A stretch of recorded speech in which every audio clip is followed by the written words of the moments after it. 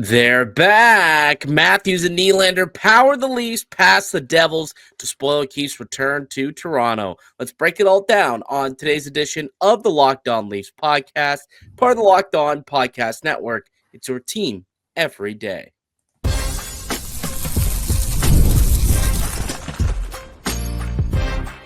You're Locked On Maple Leafs, your daily podcast on the Toronto Maple Leafs.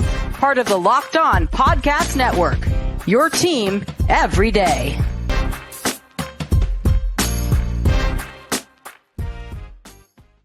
Hello and welcome into the Locked On Leafs podcast, a daily Maple Leaf Center podcast hosted by myself, Mike DiStefano, and my co-host, Dave Morassutti. What's going on, pal? Maple Leafs with a 4-3 win over the New Jersey Devils. They win it in overtime for a second consecutive matchup against the Devils, and they spoil Sheldon Keefe's return to Toronto. How we feeling this morning, Dave?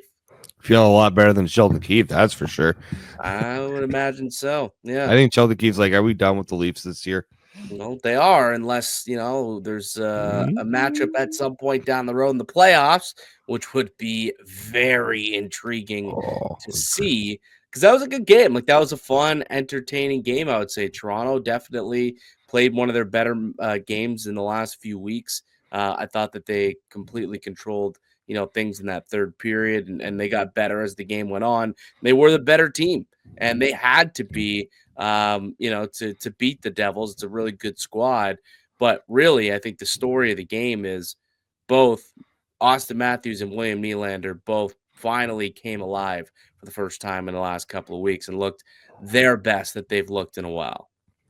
Yeah, I mean, like when we're talking about all the struggles this team has had, especially offensively, being in a lot of ways outplayed on 5-on-5, it's because the Stars haven't exactly brought their A game. I think it's pretty simple, right? Matthews has scored, Nylander has scored, but there hasn't been that consistent effort start to finish. That was probably one of their. Oh gosh, I trying to remember the last time like we saw a game like that. Been a few weeks from these guys. Been a few weeks, I would say. Like I was gonna say maybe the Boston game where everyone was just scoring, but yeah, and that was almost a few weeks ago. Like that was literally when I came back. So it's been a while, and this is like, considering everything that's happened the last few days, some things that were said that probably shouldn't have been said. Yeah, this is the type of game that kind of quiets a little bit of the chatter, let's say. Oh, for sure. And yeah, you're talking about William Nylander when he came out the other day and said, "Oh, we've lost 3 games in a row here. Like, it's only 3 games. What's the big deal? People need to relax." Essentially, is what he said. And big picture, yes, I guess that's a true statement. But when the team was playing poorly and he only had 1 goal in 10 games, and Matthews, has been in and out of the lineup, it just accumulatively, it was getting to the team, and the Boot Birds came out. No Boot Birds last night. Toronto earned the cheers from Toronto faithful, and especially in overtime, William Nylander calls game and ends up winning it in OT. But to me, I think honestly, and look, those two had to come out and play because John Tavares is not going to be with this team for the next couple of weeks. He's been placed on injured reserve after tweaking his knee in practice the other day. We'll get into that a little bit more later on today. But, with him out, those two have to perform the way that they did last night. This team doesn't really have a chance in hell of winning a whole lot of games. So it was really nice to see those two players in particular show up and show out. And they're going to have to continue to do this moving forward. Like, they've got Montreal coming up, who's been a pretty solid team of late, actually. The last month, really since Patrick Laine returned, they've been a good squad. So, they got to keep it rolling. They need Auston Matthews to look like his old self, the way he shot the puck last night, that pick in the corner, that first goal where he roofed it right top cheese, short side. Like, that was a vintage Auston Matthews-esque goal. That was a beautifully placed perfectly placed shot. And then William Nylander, he was able to get a couple of nice rips in, and he found himself some extra space late in overtime, and he ends up beating Jacob Markstrom, and the Maple Leafs get the victory. Let's go through the three stars of the. Or actually, before we get to the three stars, I do want to ask you your thoughts on Joseph Woll's performance in the game, because I thought that personally, it was a little up and down. There were a couple of goals that I didn't like very much, but the goaltending has not been as strong since Stolarz went down, and it's went from a really strong tandem to about league average goaltending with Joseph Woll taking on a bulk of these starts here. What'd you make of his game last night, though? Yeah, there were a couple, like the Heischer goal where he got beat clean glove side. Yeah, That's one you expect him to save that one, especially with not really much traffic in front, kind of, but got beat clean. So like goals like that, you want him to save it. I thought early on he did a good job to make sure that things didn't go from bad to worse.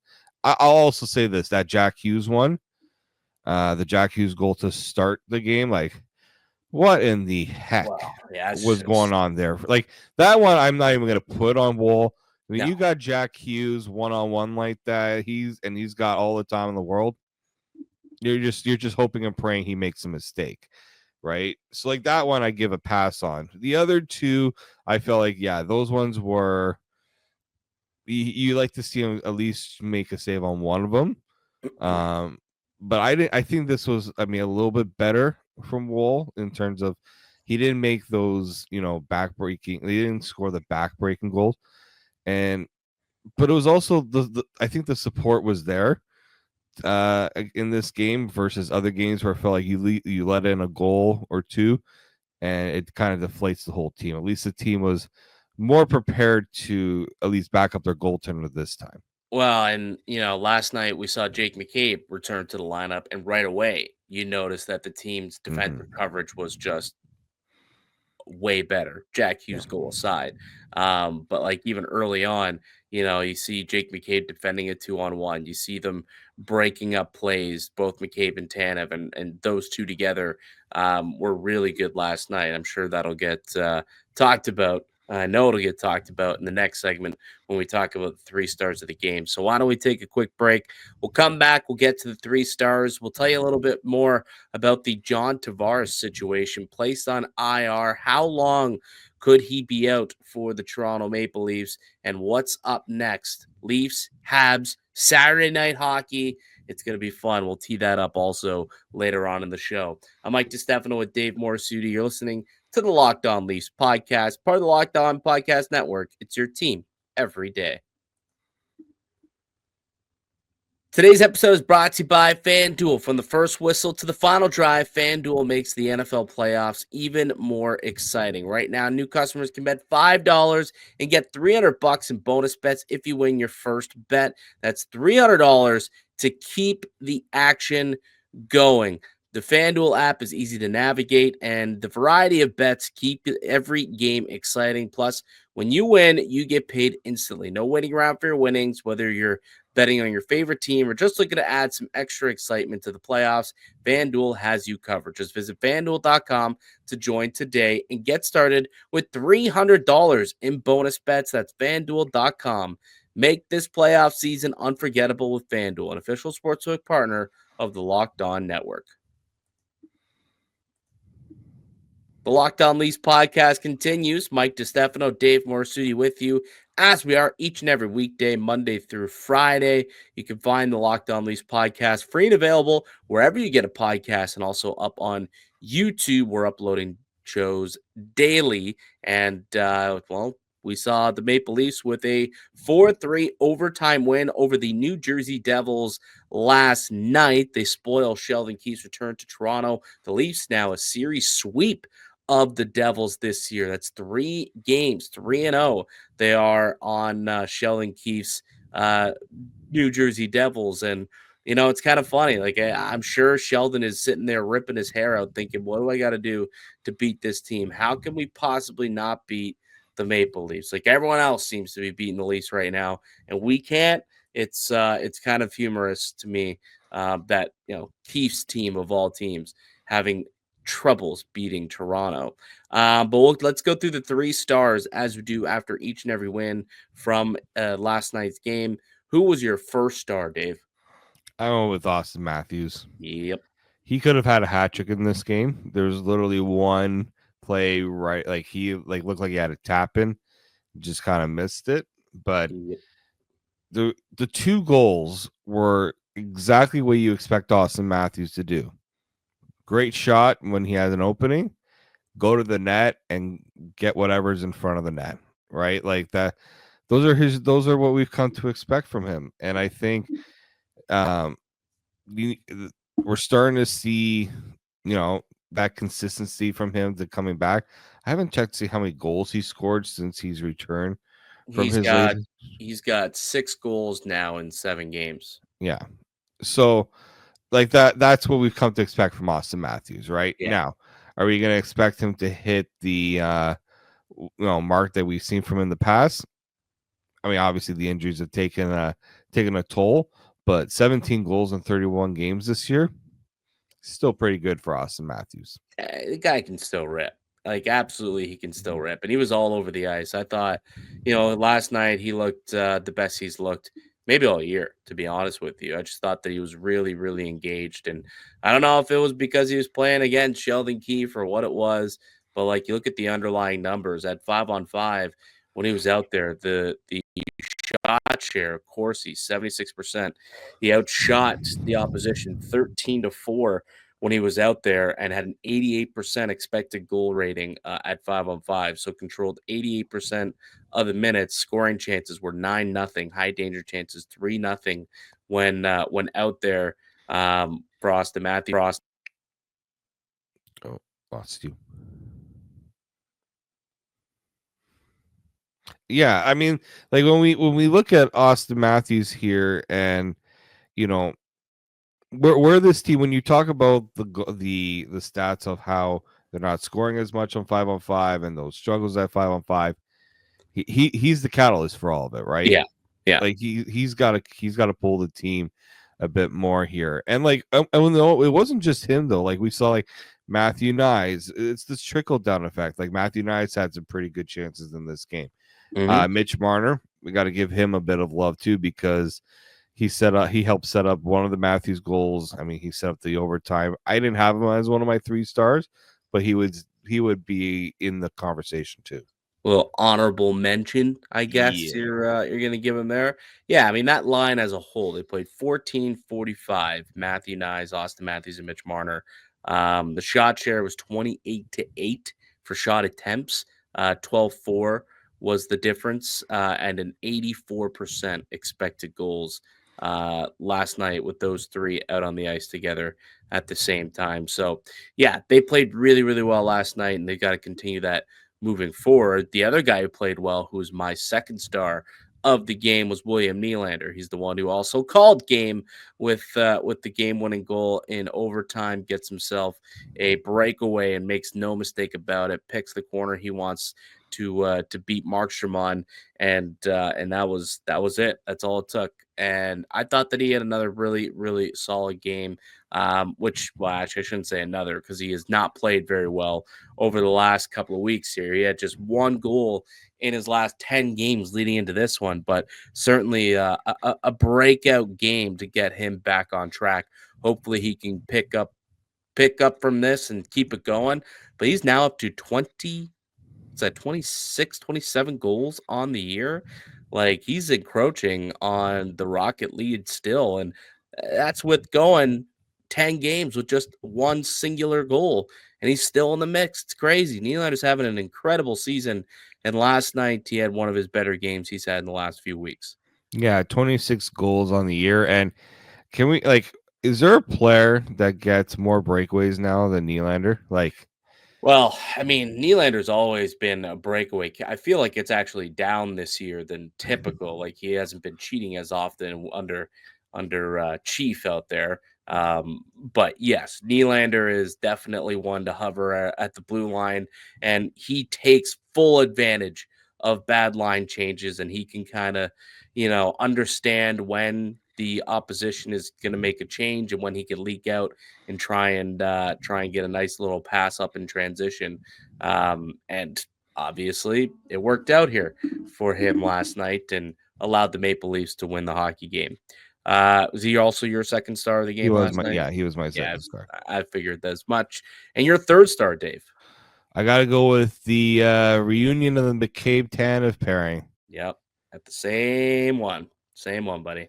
Just unreal how much of a difference having Jake McCabe back, but not only having Jake McCabe back, but having those two playing together.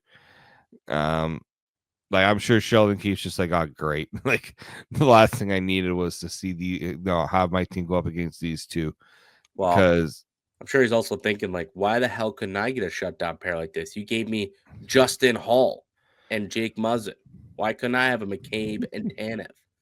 Yeah, he had McCabe. He just was miss. He had the Yang. He didn't have the Yang. Yeah, well, yeah, I guess he had McCabe and Justin Hall at one point. He had McCabe and no, what he didn't have Simon Benoit. That was sorry. Well, he did last year. Yeah, last year he had Benoit. Right, that's right. He did have. So yeah, he had McCabe Benoit. Yeah, that's not McCabe Tanev. No, I can tell you that. No, Benoit's not in the lineup right now. But yeah, I mean, it just makes such a difference having it almost when we were talking about trade deadline priorities. Yeah, having another defenseman that can help take a little bit of the load off those two you start to see maybe where that thinking goes a little bit more too. Yeah, well, I think like overall the blue line just played a lot better last night. I think even if I'm not mistaken, did Morgan Riley I think had like 8. He had a lot of shots on net. He was jumping up into the rush quite a bit last night. I think he ended up with. He almost had a goal, like 2 goals. Yeah, he had 7 shots last night. Played over 24 minutes. So Morgan Riley, another guy who deserves an honorable mention for the way that he played last night. In particular, his transition and willingness to jump up and provide a little bit of offense, or at least generate a little bit of offense. Didn't find the score sheet, but played well nonetheless. But yeah, McCabe and Tanev, to me, they got reunited last night with McCabe getting right back onto the ice and didn't really look out of place. You look at the underlying numbers with those two when they were out there on the ice together, and they played extremely well. They were, in their own end quite a bit, as they typically are as the shutdown pair going up against the Devils' top line very often. And they still somehow find a way to outchance, outshoot, and outscore the opposition. And they also won 60% of the minutes with the 60% expected goals with that pairing as well. So very impressive stuff out of the shutdown pair, which, I mean, they need to stay healthy. The two of them need to stay healthy if this team's going to win a lot of games this year. All right, there's the 3 stars of the game. We on the other side, let's get to John Tavares, an update on him and Leafs, Habs, Hockey Night in Canada. We'll preview that also next on the Locked On Leafs podcast, part of the Locked On Podcast Network. It's your team every day.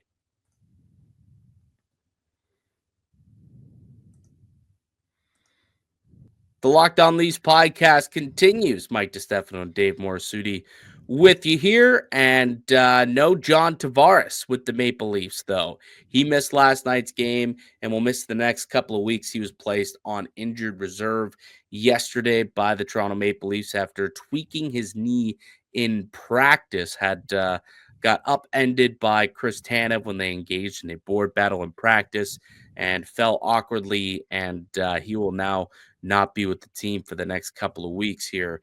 So kind of a big blow to the Maple Leafs. And they got through it. They won last night without him, but certainly going to be a tough task because Tavares have been playing some really excellent hockey for the Maple Leafs this year. Yeah, I mean, this is like the one position you just don't want to lose a guy, right? And because it just throws the rest of the lineup in flux. What do you do? Who moves up? Who comes up?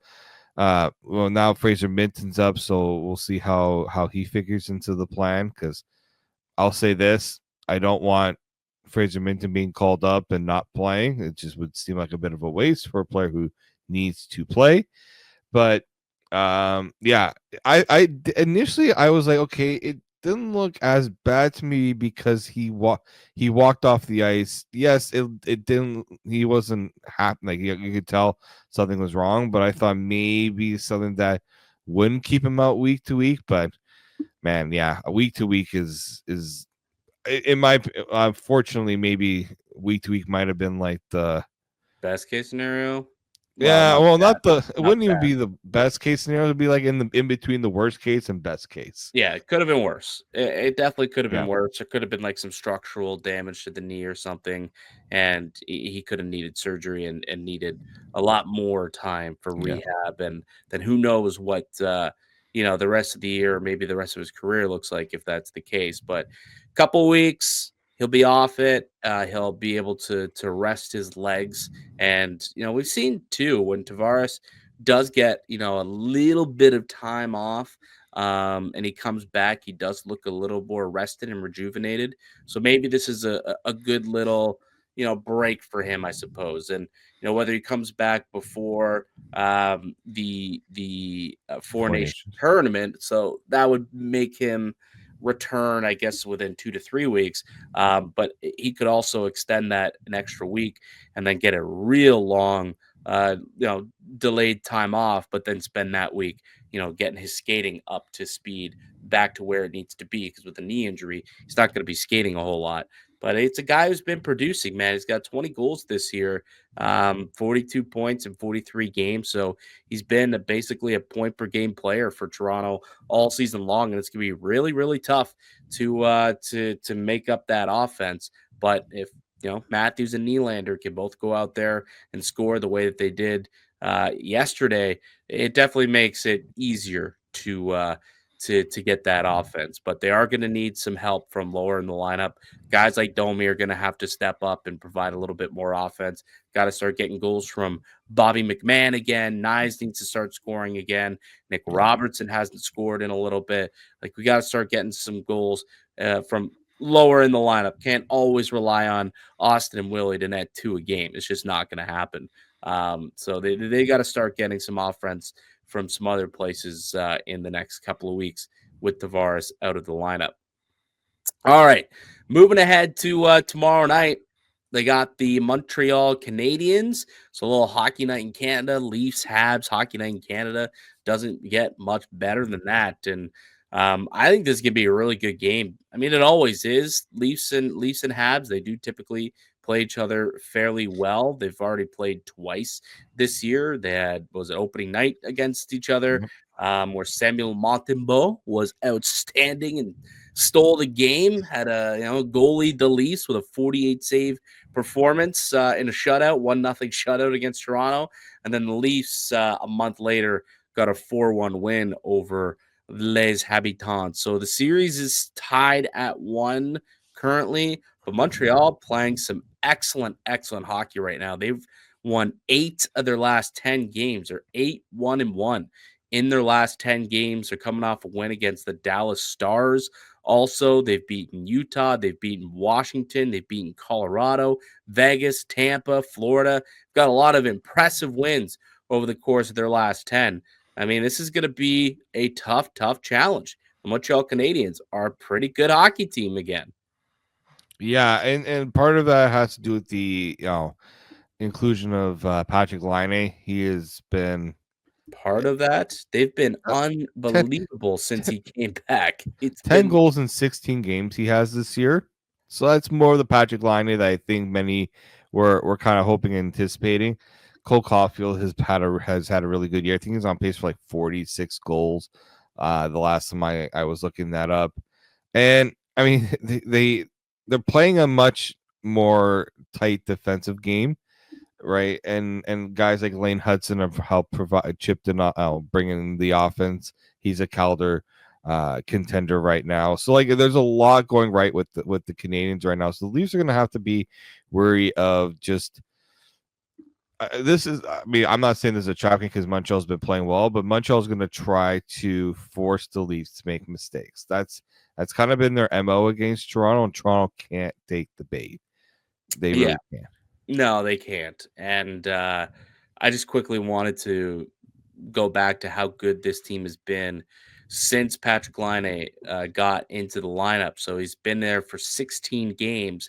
The team's 11-4-1 over that span, averaging 3.44 goals per game, and that's good for third in the NHL over the course of that time. Second in terms of points percentage over the course of that stretch, and that's third in terms of goals scored over that stretch, and then goals against. It's also, I think, in the top 10 as well, just outside the top 10 in terms of goals against. So they're getting some quality play from Sam Montembeault, and the penalty kill has been pretty solid as well over that stretch, sitting in 13th at an 82.5% kill rate, which is better than Toronto's at that point. Toronto's 77.5% kill rate since then. And last night they gave up a couple. So that obviously did not help. But I think it's going to be a really good game. I'm excited for it. Usually am when it's, Leafs Habs on a Saturday night. But, I think the original six battle, the rivalry, it's there again. They're both two good teams, and Montreal's got themselves back in a playoff race. I mean, that's the thing. They go and they rattle off 8 wins in the last 10 games, 11 in their last 16, and now you look at the standings and it's like, oh, Montreal is only what 2 points, 1 point shy of the playoffs, and they've got a couple games in hand on the Boston Bruins. Like that's crazy. In terms of points percentage, they are in the playoff spot. They're tied with the Ottawa Senators with a 545 points percentage through 44 games, an identical record. They lose out on the goal differential in terms of the standings, but I think Montreal Canadiens, man, it's a team that surprised me, but they've got a lot of guys who are stepping up for sure, and it's going to be a quality game tomorrow night. All right, that's going to do it for us here today on the podcast. I'd like to thank you all for listening and supporting the show. You can subscribe to the Locked On Leafs podcast on all platforms and receive daily Leafs content. Follow myself on Twitter at Mickey_Canuck. Follow Dave at D_Morassutti, and follow the show as well at Locked On Leafs. We'll be back with another episode for you guys on Monday. Enjoy the weekend, enjoy the games, and then we'll chat again on Monday. But until then, keep it locked right here on Locked On Leafs.